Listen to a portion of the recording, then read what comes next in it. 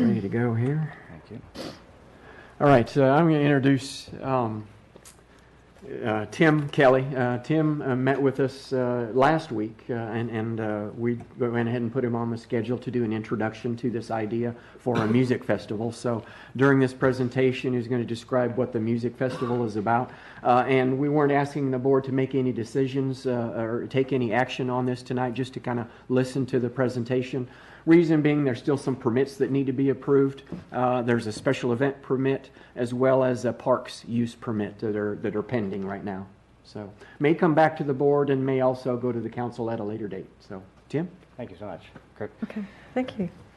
And thank you, Chair, Vice Chair, and members. I also would like to introduce to you Trey Hensley. He has actually been in the music business for about 37 years now. He would be the Director of Productions. And if you have any questions when it comes to that side, I'm going to have to defer you to Trey. Try to be as quick as possible as I can on this. This was, the presentation can go for about 20 minutes, but I'll be real quick. In short, what we're attempting to do is to steal something from Austin before they get it, before they even know it's there, to be honest with you, and to greatly assist Cedar Park in becoming a form of entertainment capital of Central Texas, if not Texas as a whole. The concept is, and just to be upfront, I can tell you, I've coined the future era of the music industry, the live music industry, as the era of the tribute bands. And the reason for that is many of us are getting up there in age in the bands that we grew up with, and even some of our younger kids. I do have a second job, and I interact closely with a lot of the college students. The same music that I grew up with, they like too. When you have a van full of young students from UT singing the same songs that I'm playing on the radio in unison, it's pretty impressive. At any rate, we are terming it Cedar Stock, and it's a play off of Cedar Park and Woodstock. Okay, so it is an open air. It's basically an open air concert. It's family oriented. My kids, one to my left over here, I can assure you she likes the same music that I do. The other three, especially my 10-year-old, loves the band that I love, so that's even great. It's even better. It's an annual tribute band festival. We're projecting 2 stages minimum, with the main tribute being the best of tribute bands in the United States. There's a difference between tribute and cover bands. Cover bands play whatever. You might see them at a bar if you do that. But tribute bands are a little bit more specific. They select a particular band and the music that they play, and they play them. And there are quite a few out there who are really good. In fact, one of them that we're hoping to bring down, they're called Eliminators. They're a ZZ Top tribute band, and they've been certified by ZZ Top as the only tribute band for ZZ Top in the United States. We're working on a few more also, but we'll get onto that a little bit later if necessary. And it is the most authentic. I'm interviewing bands basically by YouTube. You can get a good feel. If it sounds like them, then you know you've got the good thing. It comes down to the singer is really the bottom line. First year is going to be a one-day event, Saturday only, from approximately 12 to 10 p.m. at night. That does limit where we want to conduct it because we do not want to interfere with our residents. I'm a resident of Cedar Park. The last thing I want to hear is music going off, starting at noon and then ending at 10. So I'm very aware of that. Again, it's not a cover band festival. It's being proposed, but we're not locked into this. We're just looking for a spot right now. Veterans Park is great. We are going to contribute money to Wounded Warrior Project. Heroes Night Out, which is also a local veterans band. I'm a veteran, 27 years retired. I have some friends that are injured, and I also have some friends that are retired like myself, and they're just loving this idea. Multiple other nonprofits we want to donate to. In fact, I just got a call from a gentleman that he is, if there's a Texas cancer program or nonprofit, and I didn't call him back today, but we've got him on the books too to provide money for them. And then also Cedar Park, or Leander High School, their choir and their theater. So you can see we're just not, although we're really into the music venue, we are going to expand into other things. For example, on the alternate stage that we'd have set up, the Leander High School theater would do skits, as an example, along with maybe some local kids that have kids bands, and many other things too. But first year we're going to try to keep it to Leander, but after that we'll expand out. At any rate, we will have multiple food, retail, and vendors in support of the event. Obviously, when you have about a 10-hour event, people are going to be coming. They're going to be hungry, the kids too, and the adults are probably going to want to drink a few things also. Again, here's a couple of our bands. I'm trying to stay within my timeline here. Don't have my clock though. Eliminator is, we're in talks with them.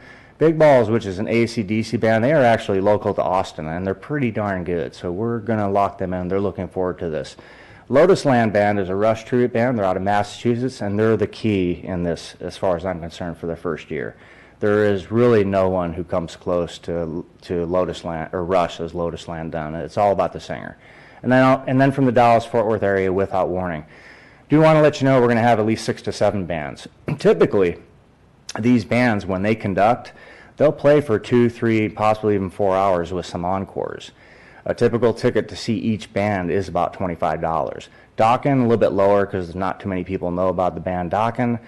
They're about $10 or $15 per 2 or 3 hour event. So we're talking 6 or 7 bands over a 10-hour period. And yes, we are projecting right now as having ticket sales to get into the event. However, as we acquire sponsors, we actually are we're trying to, in the first year at least, get enough sponsors to cover it so that it's free, okay, for everybody. But in short, adults will be $50. Kids over 12 will be $20, and then under 12, you're free. Come on in and have fun. We're trying to turn them on to our music, if you know what I mean. Okay. Second stage, again, I already went over that, but Leander High School Choir and Theater and other community organizations. You have, as a matter of fact, we have a theater group here in Cedar Park Theater Group, I think it might be, and they have played at the amphitheater at Veterans Park. And they came before council 2 or so months ago wanting that amphitheater to be fixed up. We think we can assist them on that, and not only that, with some other venues. Again, we will have sponsors. The key part here is that if we do radio ads, it will be not really for our area, because we'd rather do Facebook, but we're going to do advertising in Dallas, Fort Worth, Houston, and San Antonio. There is a huge San Antonio clients or customers or fans for the 2 main bands that we're gonna put on, which is Lotus Land and ZZ Top. Huge. So we know if we do radio ads down there, we're going to bring up some folks just for that. Now, are they going to stay overnight? Not necessarily, but Houston likely and Dallas Fort Worth. And the vendors will include everything that you'd see if you went to like the Heritage event that we have. Already covered that. Parking may be an issue, but we can address that. Probably anywhere from 30% or so of the people will use TNCs like Uber and Lyft to get there. So if parking does come up short, you just have to realize 30% will probably come from Uber or Lyft. Again, talked about the advertising, social media in the greater Austin area. I can pretty much assure you I've done a lot of stuff on Facebook for advertising and getting stuff out. It'll draw them, and if nothing else, one of the radio stations, KLBJ or Bob FM, will pick up on it and want to assist with that. But only prior to the week or a week or 2 prior to the event actually being conducted. Because again, we're trying to draw people from outside of the Austin area. And don't forget about Colleen either. The military population, the retired population up there, kind of like my age, they'll be coming down too. Will they stay over? No, but we'll get them as customers in the venue. I did do a Facebook polling about 2 months ago, just to let you know. It was specific in its targeting because my favorite band is Rush. I targeted only people who had either Rush in their Facebook profile or the 3 names of the band members of Rush, which they're now retired, by the way, so you can see where I'm going with this, okay? I really like them, and I want to keep hearing their music live. Out of that, in short, over 52% of those people said that they would go beyond 200 miles to come down to see just them alone. I didn't even do one for Eliminators, which is ZZ Top. If I do that in Texas, it's going to be higher than that, I can assure you, probably 60-something%. But at any rate, they will come down for this event if we actually pull this off and conduct it. I skewed the poll just to let you know. I included Oklahoma City, and I included Albuquerque, New Mexico, just so that it wouldn't come more in my favor. And that is still a solid result. With over half the people that conducted, that took part in it, they said they would go. And it's about 1.9%, which is typical for polling, if you know that. That's about how many people took the poll, okay? Minimum expectations are 2,000 customers in the first year that will come to the event. We're hoping 20 sponsors or so and major sponsors. Out of the sales, we're projecting we're going to get maybe 35% of that. Out of city guests, at least 200, maybe even more, and then local. You know what the heritage event brings. Just locally. I think it was 3,000 or 4,000 the last time, something like that. It's over a couple days, though, right? It's over a couple days. So it's just a single day event. But again, it's Saturday, 12 to 10. So we know we can pull the people from here and Austin. Worst case scenario, it's 3,000 people. Out of that, 300 plus will be from outside. 2,500 will be local. Any agreements that are done will be between us and the sponsors, not necessarily with the city, but we do agree. We don't understand we have to have agreements with the city. And there's our Wounded Warrior Project, Heroes Night Out, the stage out of Austin. They're a theater group, high school choirs and theaters, and also the cancer research that I had that call from today. So at this point, that must be my bell. Okay. At this point, that's the presentation that we have for you. We really would like to pull this off. What I fear personally is that Austin, this is something that fits right in Austin. I don't want them to get it, okay? I want Cedar Park to get it. I want us to maintain this for years to come. 10, 20 years down the road, of course, we'll, no doubt, not even that, probably 3 to 5 years, Right. we'll need a larger space. We already know that, and that's the bottom line. So We may outgrow the HEB Center in 5 years. exactly. If I have a little bit more time, I'd like Trey to say a few things, and then you can ask us questions. Is that fine? Trey, you'd like to say a few things? Good evening, Chairwoman and fellow board members. This is not only unique to Cedar Park, this is unique to Texas, this is unique to a tri-state area, this is unique at another row of states around us. The closest thing to this is in Minnesota, and it's not even done as professionally as we're going to do this. Our goal is to put Cedar Park on the map with the reputation, word of mouth for coming to this, because it's the only place you can get it done. We originally wanted to do this in April 28th, but May and June are when the hoteliers have the fewest rooms booked. So if we bring 300 people from or if we can book 200 to 300 rooms from people out of town, when there's 350 rooms available, that makes the hoteliers very happy. We have visited with the tourism board, and they are excited about that, because we want people, like he said, we're not even going to advertise this until we get closer to the event for local people. We want to bring people from Dallas and Fort Worth, and people are going to come here, stay in our hotel rooms, eat at our restaurants, buy gas at our stations, shop our retail. That's why we're not starting early in the morning and going till late at night. We're not even going to start till noon.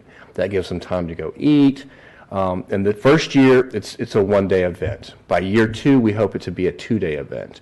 Ultimately, 3 to 5 years from now, it'll be a 3-day event, just like ACL was when it started. I was at the first ACL. There was only a couple of thousand people there, okay? We want to do this. We want to help this. The reason we changed the name of the festival to Cedar Stock is because we want to partner with the city. We are not just an entertainment group promoter that just comes in, books the arena, brings in the show, and goes on. Doesn't mention the city. We want this to be something that brings people to Cedar Stock, and Cedar Park gets a reputation for being the only place that you can go see this. Now, all of our favorite bands, and I'm aging myself here, they're either retired or they're dying. There's a really good Moody Blues tribute band out there, right? Their stock just went way up because the singer of Moody Blues died today. If you love the music, no matter what band it is, if it's Rush or Moody Blues, if they're retired or they're passed, there's nowhere to see anything live. You can only hear it on recorded music. Copy bands play everybody. These guys go all out to not only sound like the band, but to look like the band. We will bring only the best here, because Tim and I both live and work in Cedar Park. We want to see this city have an event, because and I'm not picking on any other events, but I can't name one event that goes on right now in this city that people travel from Dallas for, or people travel from San Antonio for. I can't think of one, and I could be wrong, but I don't know of one. We didn't want to do just a concert festival. We wanted it to be a family-friendly event. There'll be a kids section for bounce houses and carnival games and stuff like that. There'll be a food section for somebody who wants goat on a stick down to a hot dog. We want to make sure that this is the best possible event, and it will be the best event that anybody in this city does all year. We will, at our company, anytime we do any event outside in a park, you know what our number one rule is? Protect the grass. We do not leave anything behind, not even so much as an empty water bottle. So we are very excited about this event. We're going to do this event. That is a done deal. We're going to do this event. We want to do it here in Cedar Park. We want to keep it here in Cedar Park. Are there any questions? Do tell me about how you manage your labor and logistics and things like that, manpower to We man don't use the volunteers for anything other than to help even the sanitation, we're going to bring in professional people. Anything that has anything to do with production or security are all bonded and insured for at least $10 million. We don't, the liability, in my business, it's all about risk management. So all of the vendors that come in will understand, and I do festivals in cities all over the country, and we have to sign agreements with the city, that the city cannot be sued, that we take on that additional liability insurance. So as far as the staff goes, there will be volunteers there that'll help direct people, greeters, things like that, maybe, but there won't be anybody doing anything that has anything to do with the production. The restaurant vendors, they will all be local companies. We're not bringing in somebody from Austin. They'll all be food vendors from Cedar Park. We will provide all their power and their tents and that stuff to make sure that it's correct. The forklifts we only use the ones that have these giant golf tires on them. So when you drive them on the grass, you cannot even tell they were there. Any other area that we can't get that forklift into will be covered in plywood. We don't roll cases on the grass, and we don't have anybody work for us or any company work for us that isn't licensed and insured and true professionals. And will y'all manage the needs of the vendors with regard to, say, electricity and or water availability, or how will that work? Yes, we will provide all the generators. We'll provide all the power through generators, hand washing stations, porta potties. We'll take care of all of that. And then if there are any other power needs at the Veterans Amphitheater, because I know that that's the big complaint right now is there's not power there, we will provide that power, yes. So if whoever comes in, that needs something, I'd also like to say that we are providing ADA controlled access in front of the stage. So we'll have a section for them, barricaded off with security to make sure that they can get in and out easily. And what about parking? Well, is that I guess you still need to get a little more closer in on this, but I'm just curious about how the parking, and will there be background checks on staff and things like that for the security place? The security company, you have to be a licensed security guard to provide security in Texas. Okay. In order to get that security license, those security company employees have to pass a background check and they have to take the test. So, for example, we'll be using a company called 5 Star. Mm-hmm. They're based out of Houston, but they do ACL, they do Circuit of the Americas, they do South by, they do all the big shows. And all of their guys are licensed and they are insured. And that same The same goes, I mean, we can't control who the restaurant sends to serve the hot dog, but as far as anything that's an official capacity, whether it be security, production, parking, whatever. Now, I'd like to say that Veterans Memorial is a sample idea. We're not locked into that. And I know that, you know, it's kind of a situation where tourism wants us to do it in May and June to help the hotel people, owners of the hotels. But parks may say, well, you know, that's our busiest time of year. I can't afford for you to eat up all my parking then. Well, we look at all the different options. So let's just use veterans as an example. Let's say that the parks, and they have it, but let's say that they came in and said, okay, we're going to let you do it, but you can't tie up all my parking because I got a dog park to run, I got a swimming pool open, I've got the veterans park open. We would contact the owner of the land that's on the other side of the hike and bike, closest to 1431. We'd pay that owner to mow his field, and then we would give him a percentage and use that as parking. Also, the street, New Hope, there's no curbs on New Hope on either side. And there's probably a good 12 to 15 feet between the street and the sidewalk. So we could park cars there, and then what we would do is we'd have 2 police officers, one on each side of the road, that would escort people out crossing that would come in the north entrance, which is the hike and bike. So that would be an access point. And then over there in that field I was telling you about, there's already a dirt road there. So that would be another access point. So we would have fire and EMS have the ability to be in the parking lot on the north side, the end of the parking lot there, but they'd also have access from the south side. So we'd be able to get emergency in and out easily. And, you know, we'll know more once ticket sales come in. You know, if we sold 4,000 tickets, we don't have a choice but to utilize that land that's across from the Memorial Park now. And that land is not scheduled to be developed. We checked with zoning. So.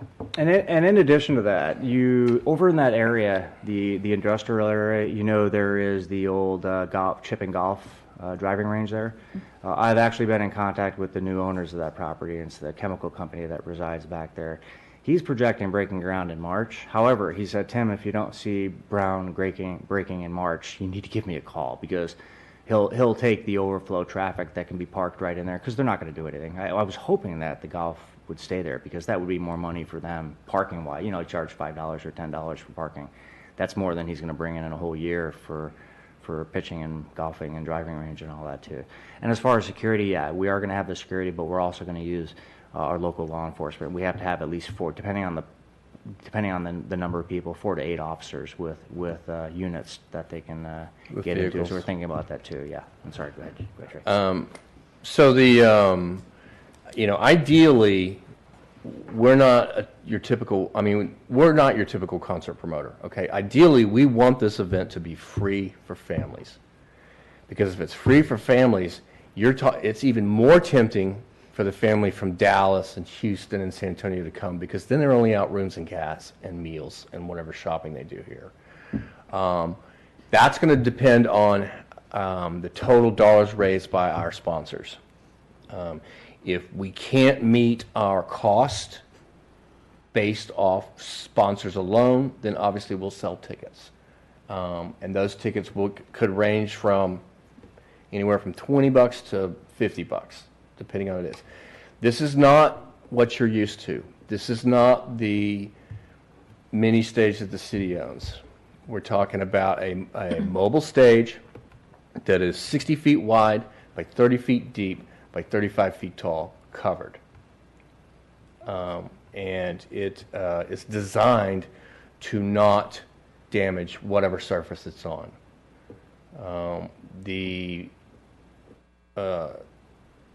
We want to make this event because, you know, there's never been an event like that for me and my kids. Okay, I moved here from Florida 11 years ago. There was nothing out there where there was a concert festival that I could take my kids to. There was arena shows, but there was nothing with the city. You know, they had the little wine and food fest, but they didn't really encourage children there. Like, they didn't put anything up for them. We want this to be a family-friendly event, because if I can go to a concert and listen to some music, and I don't have to hire a babysitter, or I can do something with my kids and turn them on to the music I like, and yeah, they may turn their nose up at it, but my son did that to me, but he also loves a lot of stuff I love. But if we can have a family-friendly event that people go, wow, that was really well done. Well, guess what? They're going to say the city did a great job on that, because it's called Cedar stuff. And they're going to say, you know what, the city really went all out on this. This is not the typical thing we're used to, because we can't really say we're a small town anymore.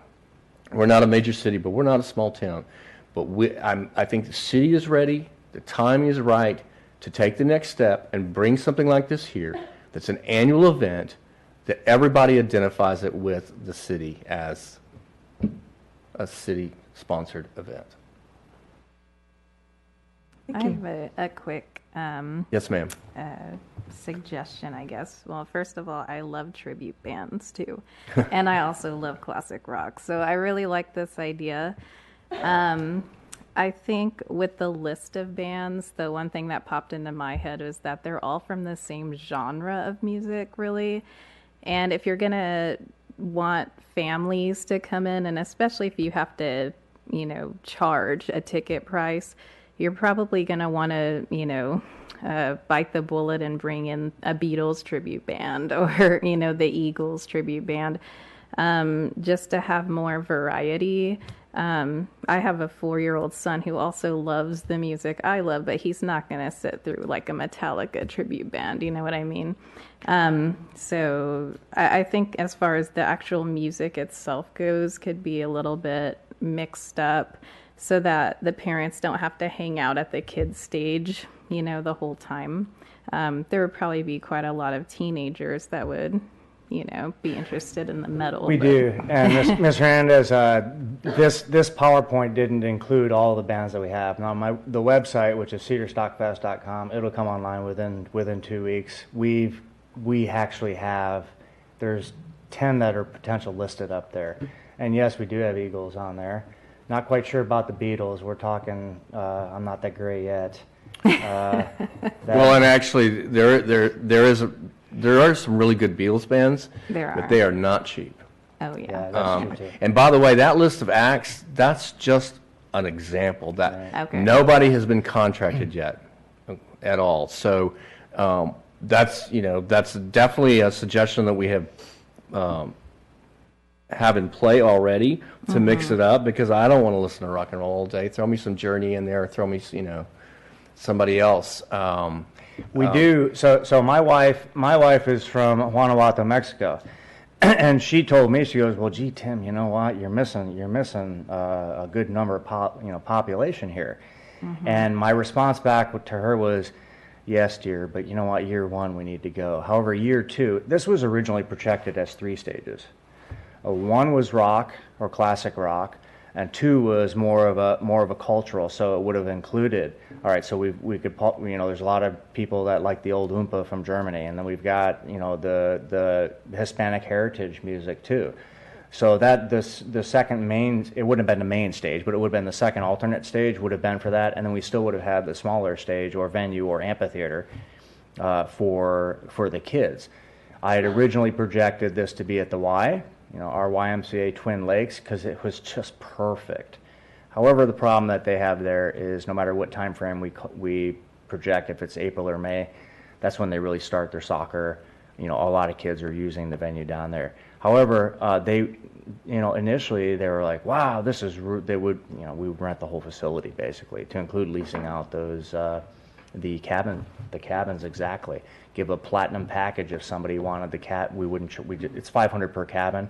We would have just done $500 for the cabin, and you've got plus all the other stuff. So that's cool. That's great too. And then the other thing that Trey brought up about the Y would have been fantastic is we really could have brought in some higher food vendors where you could actually come in and sit down if you wanted to have a meal at a table, you know, a little bit higher end, not just the hot dogs and hamburgers and stuff. But if you wanted to sit down for, I mean, and but that's working too. It appears as though we can't really do the why. The second stage, that amphitheater stage, I'm with you. There's going to be some of those bands. Now, my kids are older now. They're 18 and 15, hence the gray hair. But when they were little, I wouldn't want to go sit through that Metallica thing. That's why that second stage is there. And it's not just, no offense, for the Leander choir. We're just using them as an example. But, you know, magicians, clowns, acts. I mean, it's going to be a variety of things, so that if you don't want to sit through 45 minutes of Metallica, you can take your child over there, and there'll be something fun on that stage going on all the time. That's why those two stages face like this on our plan, so that even if the main stage is on, the amphitheater, which we're bringing in full sound for the amphitheater as well, which is why we have to run power there, there's going to be something going on all the time. And also the bounce houses and the stuff for the kids is not going to be in front of the main stage. It's going to be way off to the side, so that those kids can laugh and play and not hear that PA blasting in their ears the whole time. Have y'all checked into decibel ordinances and things like that for the city and making sure that the timing is appropriate? We have. The main stage is going to face south. There is nothing between that all the way past the rock quarry. There's not a single home back there. There's not a single business back there. So the way our PAs are designed today is they're called line arrays. And we use digital technology. We literally can do this with the sound and this with the sound, and we can also tell it how far it's going to project that sound. And in volume levels, I mean, the first 20 years of my career, I did world tours around the world. I don't like it when it's too loud either. It's going to be loud enough to hear, and it's going to be based off of how many people are there. I mean, if there's 2,000 people there, we're going to have the PA project that first 100 feet. If there's 3,000, we'll add another 50 feet. I mean, we literally can control the PA with that. We do know what the decibel levels are, and it's 90 dB at the property line. Obviously, 90 dB is normal speaking tone if you're having a pretty good conversation. Where it's not going to be, even if code enforcement comes out and takes measurements at the property line on the back side of that property, that field where the old New Hope was, then we're not even going to register on their dB meters. Well, there are two residential areas there. Gann Ranch backs up directly to the park, as well as the Whitestone community. So I want to be sensitive to those areas, as well as the worship areas that are out there on New Hope, because there are prayer rooms there that need to be respected and things like that. So getting closer to that, I just want to make sure that those things are looked at. The PA that's going in the amphitheater is what we call speakers on sticks. And basically it's just a stand with a small speaker. Mm-hmm. The good thing about that too, is because of the hill there, that's going to block any sound going towards that neighborhood, going towards the monument, or towards the pool, because of the size of it. And because of the type of acts we're putting on there, we're not going to mic a 30-person choir. We don't need to. But for the clown or the magician or, you know, the MC, whoever, we will have sound magnification out there, but it's going to be minimal. It's going to be just so that they can hear. Because you got a bunch of kids over there sitting around, they're all laughing and giggling. We want to be able to make sure that whatever performer or artist is on that stage can be heard. There won't be any lighting over there, because when it gets dark, that will be shut down.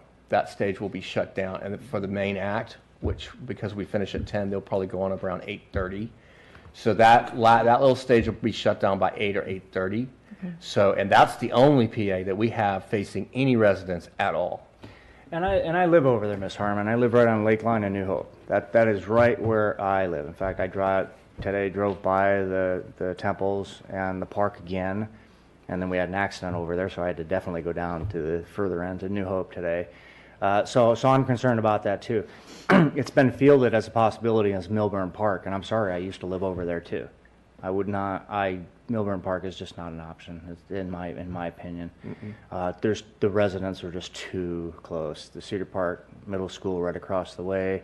That I used to live on the other side of that, and although I enjoy fireworks, we enjoy fireworks.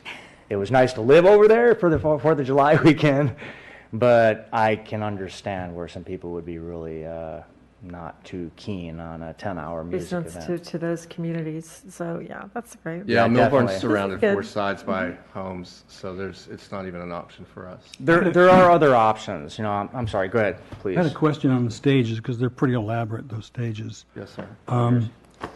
Would that, the rental, or however you're going to do it, would it be given to local company, number one? Number two, would that require union or non-union, like IATSE members, like the local 484? Yes, sir.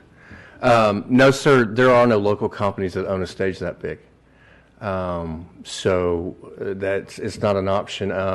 I know that we had entertained the idea of using the city's small stage, and that might still be an option for stage 2, depending on the location. Again, for this presentation, we're using veterans as the sample, so we didn't need that second stage since one already exists. As far as the union question goes, this is a right-to-work state. We will not be using IATSE the first year. We don't know what's going to happen later on. ACL is massive, and they don't use IATSE either. And one of the reasons is there's the reason they don't use IATSE for ACL is there's not enough of them here in Austin. Because what has happened over the years, the last 10 to 15 years, Austin's been closing all their theaters, and they haven't been building new ones. So the union hasn't grown; it's actually shrunk. And for cost effectiveness and cost reasons, we're not going to use IATSE. I love IATSE, been using them for years. But our goal here is to raise as much money as possible, because the more money we bring in, the more we're able to give to HNO and the other charities. So this is not a project where we're trying to get rich off of and put money in our projects, in our pockets. We have other projects we're working on for that. That's not what this is about. And if that's what this was about, we wouldn't be sitting before you right now. We would just do it. And So do we the- wouldn't try. So do the stages come from Texas, or are they coming from outside? No, all vendors will be from Texas. Absolutely. Stages too. The stages too, yes. So they yes, are available. Yes. If you want to Google Mobiline SL250, that'll give you an example of what it is. And basically, it's a tractor trailer that rolls in, and the walls fold down, and that creates a stage. And then we add a row, and then we add wings. And then the top of the trailer raises up and opens up and provides the roof. Now, that roof is structural, so we're actually able to hang all the lights and all the PA off of it. I don't remember the weights off the top of my head, but it's more than enough than what we're going to be using, for sure. But the reason we're going to use a mobile stage and not build one is, one, we don't think the city's going to give us 2 days to load in or set up, in layman's terms. And also, we got to get out of there quick. This stage can be brought in and set up in 5 hours with just 4 stagehands. And for me to build a stage, I'd need at least 22 stagehands and about 4 trucks. So this thing comes in, it unfolds, we raise it up, and at the end of the show, he'll be out of there by 1 or 2 a.m. So the next day, whatever area we're in, whether it's veterans or wherever, is open for business for the residents again. So there's no ordinance for this from the city, the size of the stage, that the building inspector has to come out and look at it, because he called it a structure. Well, it's actually all the stages in Texas have to be certified by an engineer. So we have to submit the drawings, then the owner of the staging company has to go to the city and provide the engineering report that states, I have signed off on this stage, it is safe, and it's certified. So yes, we do have to provide that documentation, and it's not something I pull out of my file. I have to do it for every single show. The engineer will say, this show on this date for this person, I certify this stage to be safe. And unfortunately, in my industry, over the last 5 or 6 years, we've had some stage collapses around the U.S., Canada, and the world. It's changed our business completely. And now you pretty much can't go into any state and not have an engineer sign off on your stage, whether it's a mobile stage or whether it's built out of scaffolding, a scaffolding stage, or a roof, what we call a roof, which is a custom-built stage. I don't know if any of you got to go to F1, but my company did the Justin Timberlake and Stevie Wonder shows out there. So to answer your question, yes, we will provide engineering report. We will provide a copy of our insurance showing that we have $10 million liability minimum. Okay. And I actually think, and I don't know, and I don't want to speak too soon, but I think what we provide actually goes further than what the city asks, because to my knowledge, outside of the HEB Center, I don't know that there's ever been any big outdoor stages in Cedar Park since 1970 or whenever the city was founded. Thank you. Thank you. Thank you very much for your time. We really appreciate it. You guys gave us a lot of time, and we're very, very Appreciate it. grateful. Thank you very much, Vice Chair. Thanks, guys. Thank you. Thank you. And I do like Metallica. So is she.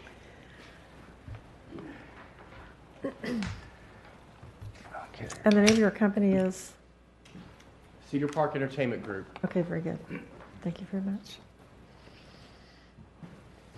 Okay, we're going to go ahead and move on to discussion and possible action. Item B, discussion and possible action regarding the military sculpture project at Veterans Memorial Park. Kimberly, thank you so much.